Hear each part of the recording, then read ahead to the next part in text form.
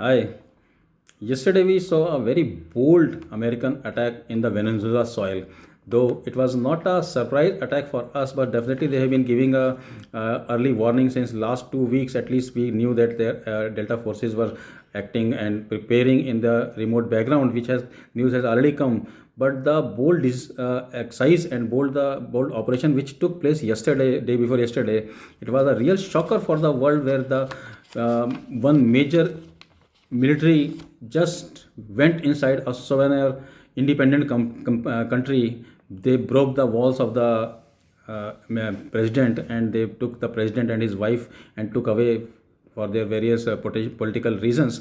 It is very bold decision, and as far as the military is concerned, it was one of the case study, I must say, for the all over the military in the world. This kind of operation, which was successfully concluded and very precisely concluded in the modern era. I was want to indicate few loopholes which the Venezuela army or air defense system has. They have got a S-300. Around 10 batteries were given to them by the Russian forces, and it is deployed in their terrain at various locations. But it was very surprising to hear that none of them fired anything. What are the possible reason, and what is the potential reason why they did not reacted? Let me tell you how the what is the composition of the S-300. They've got two radars which they name as 64N6E, and the second radar is 96L6E. They both are the pulse radar, active radars. They send the pulses away, and when the pulses are returned back, accordingly they are able to identify the flying object.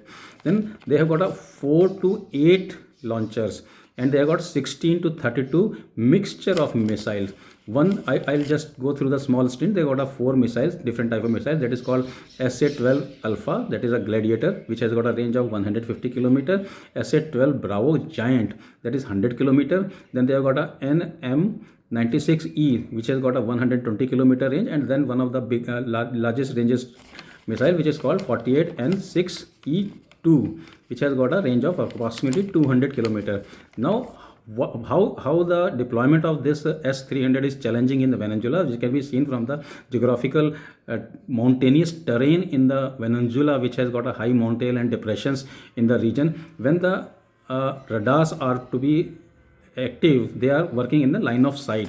So line of sight, when mountain is masking major regions, when the US was able to operate their flying object like aircraft and helicopter, they were able to mask themselves behind the mountain, and once they came closer to the target, that is the presidential palace, they were able to come out all of a sudden, and that is the time it was too late for a S-300 to react. But at the same time, it is seen like all the air defense, none of the air defense actually fired, actually reacted. So what are the possible conditions? One thing, their radar were not able to detect the intruder aircraft. Second thing, there was a deliberate attempt not to detect, not to fire. Somehow deliberately all S-300 and subsequently air defense system were kept down for the various internal reason, maybe sabotage or may not be.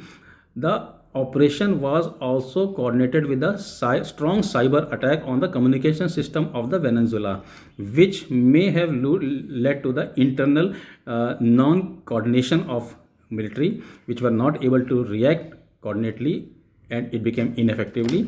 And the last point which I will say, deployment challenges. The deployment challenges of Su-300 is that they are totally based on line of sight, and if you are not getting the line of sight, they are not able to detect intruders, because the mountain mask and stop the pulses from going beyond a certain ranges.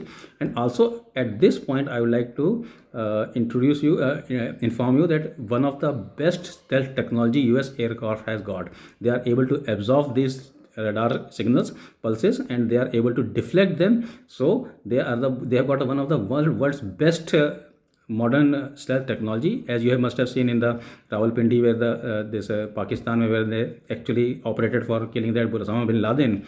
So Venezuela forces actually are very small forces. They are not they stand globally 50th in the ranking of military, and they are not a strong military as far as equipment is concerned or as far as training is concerned. They are not in active war, they are not prepared for these kind of operations, and their strength is also very low. 1,15,000 is the active military person, and around 2,20,000 is the paramilitary forces they have got. So it was a operation where a very superior air superior forces acted on a not so great military. They were able to launch an operation. They were a diversity attack. The 7 places were attacked: air bases, land bases, seaport, communication system, and simultaneously another operation took place where Apache or Me-17 helicopter went in. Around 9 of them went inside. They neutralized the military security cordon, and they were able to take away the president and his wife. So military wise, it was a very clean operation, very stint, and a big good case study for the rest of the military, I must say. And politically, a lot of things can be said, but military wise, definitely it was a very clear air superiority, well coordinated operation. Lasted only for 30 minutes, followed by the 6 to 7 hour of diversity bombing. So I must say Su-300 may not be blamed for it. There are other political reasons. There may be sabotage. There may be internal agents sitting there who might not have asked them to attack, or there may be gruntle journals who might have kept quiet for the reason best known to them. But yes, this operation is a very good, very well coordinated operation for the US forces.